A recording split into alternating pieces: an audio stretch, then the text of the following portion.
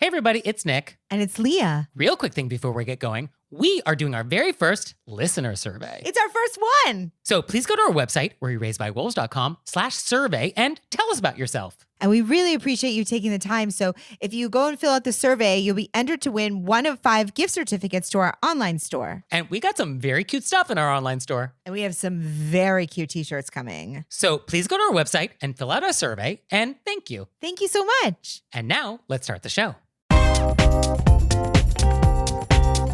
Hey everybody, it's Nick Leighton. And it's Leah Bonnema. And we got so many great questions from you all in the wilderness. That we have a bonus episode. So here we go. Our first question is, quote, "My husband has just taken a new job and we've moved to a new town. Although I'm incredibly shy and introverted, I've been committed to getting out there and meeting new people. A few weeks ago, we had a lovely dinner at a colleague's house. My husband is his boss. At the end of the evening, I was so glad we had gone and I was looking forward to continuing the friendship and having them over for a meal at our place in the next few weeks. Well, today I was at a hair salon getting a haircut. My husband's colleague came in, but I didn't have my glasses on and I was not certain it was him, so I did not greet him. I was the only customer in the salon at the time, and they seated him in the station next to me. I quickly realized it was the man we'd had dinner with because he started chit-chatting with his hairstylist and describing this terrible meal he had with his new colleague. He said it was so awkward and that we don't follow social cues, and he even gave specific examples to show how we were terrible conversationalists. The stories he was telling were not even true. He was telling the stylist questions that he asked and how my husband only gave one-word answers. This simply didn't happen. We had a nice time and shared quite a few funny anecdotes about our move and about settling in to our new place. So I was absolutely mortified. I'm sure he saw me because at one point the hairstylist had turned his chair so it was facing mine. I made sure not to look in his direction, and at the end of the haircut, as I was putting my glasses on, I commented to my stylist how I'm absolutely blind without my glasses and cannot see a thing, hoping that this colleague would think I did not see him. So my question is this: what should I do? We're supposed to have them over for dinner, although we haven't set a date yet. There is a company picnic in a week where I'm sure to run into him. Do I pretend this never happened? Is there a polite way I can address it and move on? Please help. For those of you who aren't on our Zoom at this exact moment, Nick just passed out because this conversation, I'm the emoji with the head exploding off the top. So I feel for this letter writer. Oh, I definitely feel for this letter writer. I don't even get what's going on. Oh, I get what's going on. I kept waiting for the person in the chair to turn around and be like, I totally saw you. I was kidding. Like, what's happening? Yeah, so what do we do with this? What do we do with this? Leah is currently speechless. I'm speechless. I have so much empathy for our letter writer. I think that this person is a bit of a game player. The person in the chair talking smack about our letter writer. Yes, because our letter writer is sure that they saw them. Well, I think before this conversation happened, I don't think they realized who they were seated next to, right? I think they discovered it later after they had already said what they said. Oh, I got the idea they discovered it and then they continued to say it. That's how I read it. And I was like, wow. Oh, that's bold. Oh, no, I really hope we don't live in that world. I hope we live in a world, well, I hope we don't live in any of these worlds, but I think given the choice between universes, I would prefer the world in which I sat down, I started complaining about a dinner party I didn't have a good time at, and then I didn't realize who I was next to at any point until the very end after I had already said everything. You would like to say that, oh, I know who I'm next to now, and I'm going to continue on. That's how I read it. As if this person is like some sort of a sociopath. Oh, that blows my mind. That did not occur to me that is possible. Well, first off, I would not have them over at my house.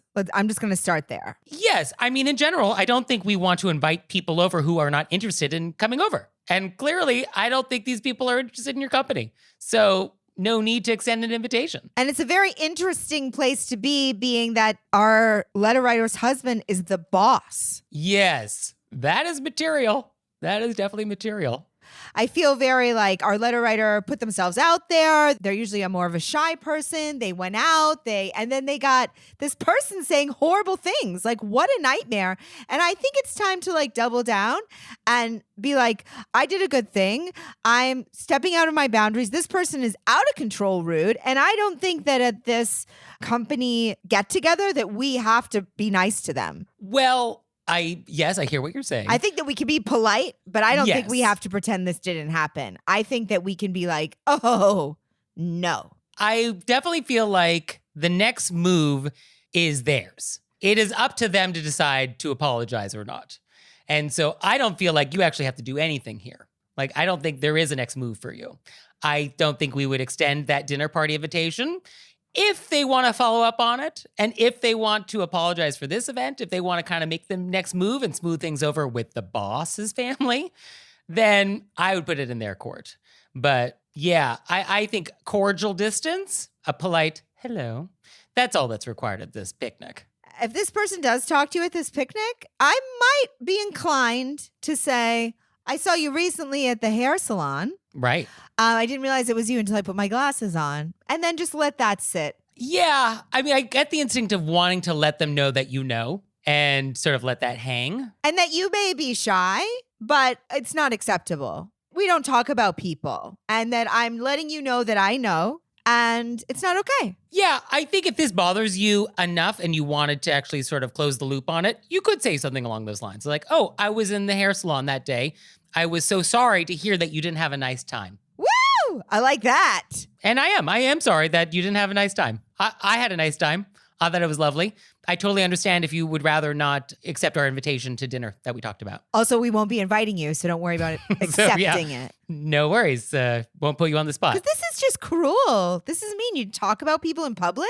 Yeah, I mean, this is a good reason to avoid talking negatively about people in public settings, right? I mean, this is a really good example for why we don't do that. Because you never know who's going to be around, and you never know what is going to get back to someone.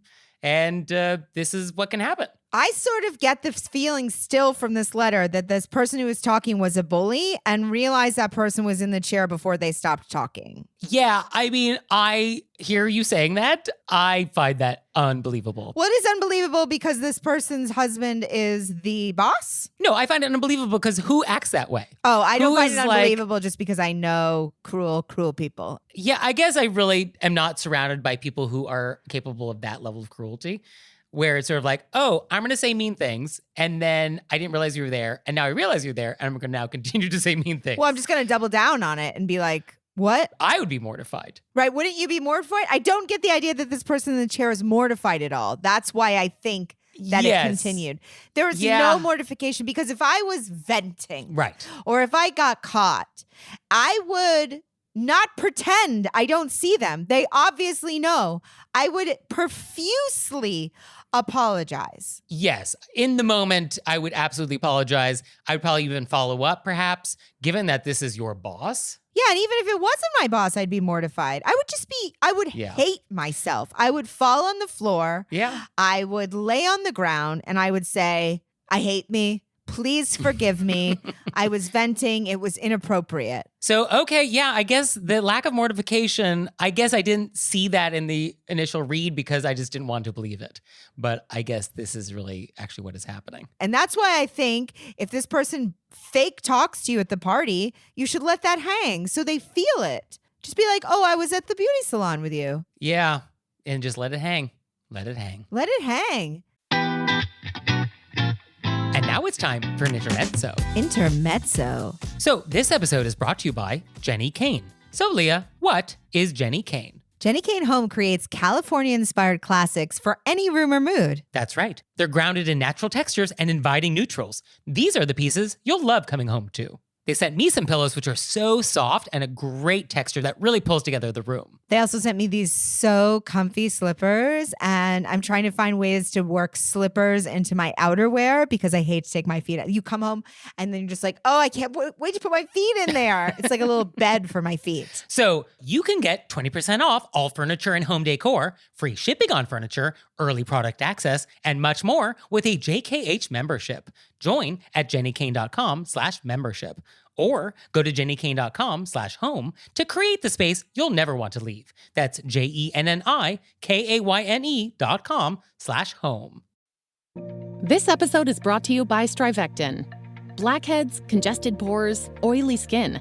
If you struggle with any of these, you need to try the new Super Shrink Pore Minimizing Serum from Strivectin. It's clinically proven to reduce the appearance of pores and blackheads, and it helps reduce excess oil without leaving your skin feeling dry or tight, making it the perfect addition to your skincare routine. Shop now at strivectin.com. That's STRIVECTIN.com.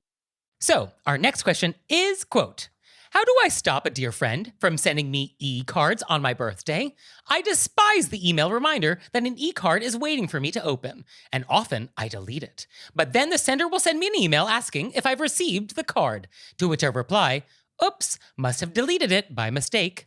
I would really rather just talk on the phone, but she persists in sending me e-cards. I feel like I would just open it and say, got it, thanks so much. Yeah, I mean, path of least resistance. Just click the link. Right? Yeah, click the link. I mean, the only other option is if you go up to them and go, hey, I intensely dislike e-cards. Can we just talk on the phone? Yeah, I mean, I think you have to pick whether or not that's the hill you want to die on. Do we want to have a standalone, polite yet direct conversation about e-cards? Or can we just click the link? I feel like I would click the link. Yeah, I think just click the link. And you could also have a conversation with your friend, which is like, love the e-cards, so thoughtful of you. But what I really want for my birthday is just to talk to you. And maybe we can frame it that way. Yeah. I feel like our letter writer doesn't want to say love the e-cards. No. I feel like if you don't want to say love the e-cards, you could click the link, say thank you, and say, what I'd love to do most on my birthday is talk to you. And just leave the first part out. Fair enough. And I think it's good just to remind ourselves that life is full of annoyances. Like, there's just minor annoyances in our life. And we don't have to solve all of them. Some of them we just have to decide, I can accept this minor annoyance and move on.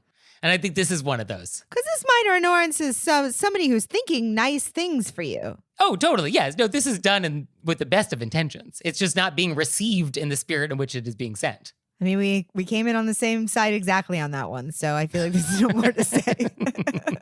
All right.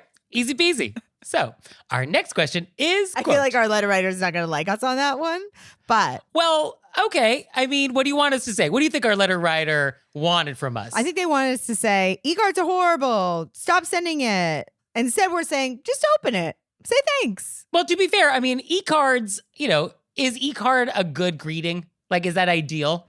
Versus like a handwritten card or like a cute video or, I don't know. Some people love e-cards. Like one year for your birthday, I found all these clips of people wishing people named Leah happy birthday It was unbelievable. on YouTube. Unbelievable. And it's like 50 people wishing somebody named Leah in their life a happy birthday. And I just cut them all together. And so I don't know. What did you think when you got this weird video? Well, it took me like 3 people to get what was happening. You're like, I don't know this person. I also think I watched it at like 5 a.m. So it may have taken me like 4 or 5 people to get it. And then I went and I was like, it was really cool. Yeah, it was kind of fun. I don't know why I decided to do that, but I did.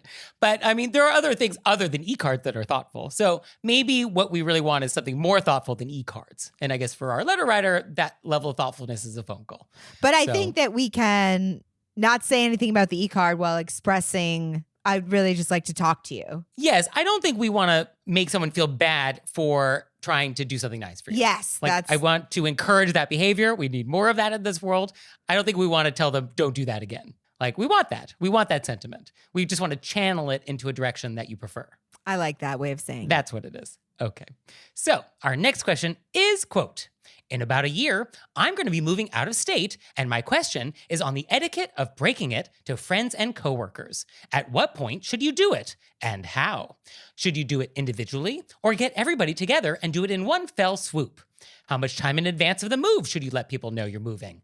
These are friends that have had anywhere from 6 to 12 years now, and we're moving clear across the country. This is the first time we've done this, and I want to make sure I spare everybody's feelings as much as possible. Congratulations on your exciting upcoming move. How fun. Yeah, that's fun. New adventure. New adventure. So I haven't moved in a billion years, so I don't know. I would say you got to prioritize who's close to you. So whoever's closest to you, let's start there. They should know as soon as you know. So let them know. Yeah, I would tell my close friends first. And if you sort of feel nervous about like, what friend should I tell first? People's feelings might get hurt. If that's sort of, 'cause I'm getting the idea that you feel. Oh, that like, you told such and such before you told me. I had to hear it from such and such. You couldn't come to me first. Like that kind of thing. Yeah, if that's a thing you're worried about, I think you could actually invite people over for a dinner party, like your close friends, or you could go out to dinner and say, hey, I have an announcement I wanted to share with all of you. Oh, that could be nice. My besties, we're moving, blankety blank, here's all the information. And then I think for work, it doesn't have to be until much closer to the date. Oh, yeah. No, I mean, that's sort of like the rules of if you're getting a new job, like when do you have to let everybody know? I mean, that's a couple weeks at the most for most places. And that email is just like, hey, I'm accepting a new position at such and such. Here's who's taking over my responsibilities. So great getting to know you at Acme Corp over the last 6 years. I will miss you all. Here is my Gmail. And then I do think some people like to make a social announcement, which I don't think you have to do because some people feel more private about it. And some people, and I think that totally depends on you. I mean, social announcement like on social media. Right. I think that's up to you. Yeah, you are not required to broadcast this widely. Like, you're under no obligation. I mean, moving is a very private thing at the end of the day. And so it's kind of a need to know basis, really. Like, nobody's entitled to know that you're moving. So I think it's just the people who would want to know and care that you're moving. And I think other people, acquaintances, like, it's not required. I think do what feels good. I think trust yourself. Yeah, follow your instinct on this one. There is no etiquette rule other than being mindful of other people's feelings. So as long as you are being mindful of other people's feelings, then however you do it is fine. And bon voyage. Right. Does one only say that on a trip? That seems wrong. Bon nueva casa. Yeah, well, I mean, there will be a voyage to get from point A to point B. There is a voyage in there. Which we hope is bon. So for that at least, we hope that's a bon voyage. And speaking of bon voyage, our next question is, quote, greetings from the in-flight Wi-Fi between Tokyo and Los Angeles. I'm using the Wi-Fi to work and also write to you with this vent. The gentleman in my row is apparently using the in-flight Wi-Fi to voice chat on his smartphone. So I and all the others around me are a captive audience to half of his conversation. Help. Ugh. That's how I feel about that. You're not supposed to do that. There's like signs on planes. They don't even have earphones anymore. I mean, what is that, the 80s? I'm talking from a Die Hard movie. Wow, airphone. Okay, fly that McDonnell Douglas plane on Pan Am. Okay. I did write this person back in real time because I was like, oh, let me see if I can help make your flight a little better. So I know what I said. What would you say? Did you say do a Nick disapproval face? Oh, I did not have any glance recommendations. I'd like to have a flip book of Nick disapproval faces. Okay. No, I did not suggest that. What do you think I suggested, if anything? I think that because I do think it's actually annoying. Besides being really annoying, I think it's not approved of by the air patrols. Mm-hmm. Yes. So I think that maybe we could use the washroom and I don't know, it feels like tattletaling, but maybe we could tell the flight attendant, hey, we got a guy in our row who's super talky on loud on his FaceTime. Mm-hmm. Can we shut that down? Yeah. Bingo. Yeah, that's exactly what I said. I basically said like, oh, I think this is actually not allowed. And if a flight attendant saw it, they would probably shut it down. Yes. So just subtly, discreetly, let a flight attendant know and they'll take care of it. And so here's the response. Thank you for your reply. You gave me the courage to give the flight attendant a heads up when I went back to get a cup of water. A few minutes later, she happened to walk by and catch the offender in the act. My seatmates and I are now enjoying the relative quiet of the airplane sans phone call as we complete our journey. Thank you. Woo! Another satisfied customer. In real time. Real time, in the air, over oceans. Hurling through space and time. Yes. So I'm glad I was able to help a little bit because this is annoying. Annoying. Really annoying. So Very annoying. annoying. Who are these people that think that everybody wants to? I mean, we know who they are. I mean. But like every time I'm shocked. Yeah. So glad that worked out. And I'm always glad when I are correct. So our next thing is actually some aftermath. And so you may recall, a few episodes back, we got a letter from somebody who received a mystery gift after completing their PhD. It was this artwork that showed up at their home address from somebody they did not know. And so we got a lot of great emails from you all about who it could have been, how to crack the code, different theories. And so a lot of people wrote and want to know what happened. And so here is the aftermath. Aftermath. Quote, as you predicted, I eventually cracked the case of the mystery gifter. However, the gifter is in fact a complete stranger and that we have never met. Here's the story. Earlier this year, I reconnected with an old friend from high school whom I hadn't talked to in a decade. After catching up over a video call, the high school friend then texted me a few months later asking for my address because she wanted to send me an art piece by someone she knew who makes art themed around marine creatures, which is the subject of my PhD. How nice, I thought, so I provided my address. Several weeks went by, and I was busy wrapping up my PhD, and I completely forgot about this whole text exchange. So when this art piece arrived and didn't include the name of my friend, I had no idea what it was about, and I wrote to you. But then, I accidentally clicked on the text exchange with my friend on my phone, and the pieces came crashing into place. At least nobody saw my epiphany face. So then, of course, I immediately sent a thank you to my friend via text because I didn't have her mailing address, and I haven't heard anything back. So I still feel like there are some loose ends. Did my friend actually commission the art? Or did she just mention my research to the artist, who took it upon herself to send a gift? And either way, why does my friend seem uninterested in knowing whether or not I received the gift she so nicely picked out? In any case, thanks for your advice. Well, I'm glad we figured out who it was, so it wasn't like some... Yes, the idea of art showing up at your home from a stranger, I didn't love that. No, so this is a much safer feeling. Yeah, I'm glad that we kind of know what it is and it's not troublesome. And thank you for following up and letting us know. For sure, and I'm glad it had a happy ending. And as for whether or not who paid for the gift and following up with a friend, I mean, you showed gratitude. And I don't think your friend is disinterested. I think they either just saw the text and forgot about it, or they never saw the text. So if you haven't already, I think you could send a photo of this artwork to your friend and being like, oh, this is what it looks like in case you hadn't seen it. And that would be an occasion to follow up. Yeah, that's what I was thinking. I would take a picture with you smiling next to the artwork. Loving it. And send us a photo of this artwork. We would love to see. I also think that definitely your friend commissioned it because she would have had to give the address to the artist. I mean, I guess it's possible that this artist just loves your research so much and just wanted to send you something on her own accord. But then they still had to get your address from your friend. So I just think that your friend is definitely involved. Your friend is absolutely involved and deserves thanks. Absolutely. Which you've sent. Right. And you did this via text. And so absent a mailing address for your friend, this is good enough. And I do love the idea of following up again with a picture. Just be like, oh, loving it so much. Thanks again. Yeah, I think that'd be very nice. So, do you want to know the aftermath of any other questions that you've heard on the show? Let us know. And do you have questions for us? Oh, yes, you do. Send them to us. You can send them to us on our website, wereraisedbywolves.com, or you can leave us a voicemail or send us a text message to 67-CALL-RBW. And we'll see you next time. Bye. Bye.